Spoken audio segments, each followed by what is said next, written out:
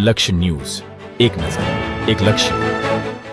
ભાભર તાલુકાના ચેમ્બુવા જૂના અને નવા ખેડૂતોએ મામલતદાર કચેરી ખાતે આવેદનપત્ર આપ્યું. ભાભર બાદ હવે ચેમ્બુવા જૂના નવા ખેડૂતોએ મામલતદાર કચેરીના દ્વાર ખખડાવ્યા. ભાભર તાલુકાના ચેમ્બુવા નવા અને ચેમ્બુવા જૂના ગામે અતિવૃષ્ટિથી ખેડૂતોને ખેતી પાકમાં મોટું પ્રમાણમાં નુકસાન થયું હતું, જેમાં સરકાર દ્વારા સહાય પેકેજ જાહેર કરવામાં આવ્યું હતું, જેમાં ખેડૂતોને પૂરતા પ્રમાણમાં સહાય ન ચૂકવવામાં આવતા ચેમ્બુવા ગામના ખેડૂતોએ ભાભર મામલતદાર અને ભાભર તાલુકા પંચાયતમાં આવેદનપત્ર આપીને યોગ્ય વળતર આપવામાં આવે તેવી માંગ કરી હતી અને તાલુકા પંચાયત ખાતે જય જવાન જય કિસાનના નારા લગાવ્યા હતા. ભાભર તાલુકાના ચેમ્બુવા નવા અને ચેમ્બુવા જૂના ગામના ખેડૂતોને પૂર દરમિયાન થયેલા પાક નિષ્ફળની સહાય બાબતે આવેદનપત્ર આપીને યોગ્ય વળતર ચૂકવવા માટે માંગ કરી હતી, જેમાં ભાભર મામલતદાર કચેરી ખાતે મોટી સંખ્યામાં ખેડૂતો ઉપસ્થિત રહ્યા હતા. વાવથરાદ જિલ્લાના છેવાડાના વિસ્તારોમાં પાછોતરા વરસાદે વિનાશ વેર્યો હતો. અતિવૃષ્ટિથી ભાભર, સુઈગામ, વાવ અને થરાદ તાલુકામાં ખેતી પાકોને મોટું નુકસાન થયું હતું.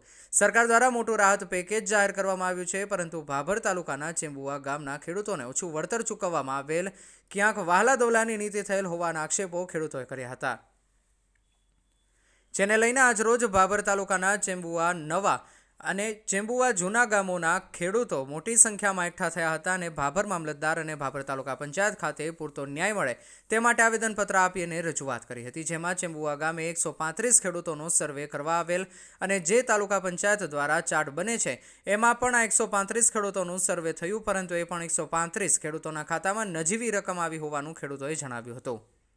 અહેવાલ ગોપાલ કે પૂજારા, ભાભર, વાવથરાદ.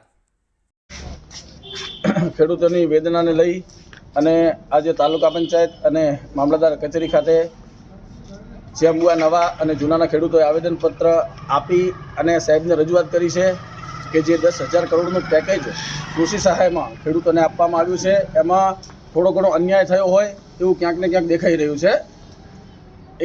એમના જે સર્વે અધિકારી આવ્યા એમણે 135 જણનું ગામમાંથી સર્વે કર્યું અને સીટ બની 135 જણની, પણ 135 જણને જ એમના ખાતામાં સહાય જેવી સહાય મળી છે અને બીજા ખેડૂતોને ક્યાંક વધારે મળી છે.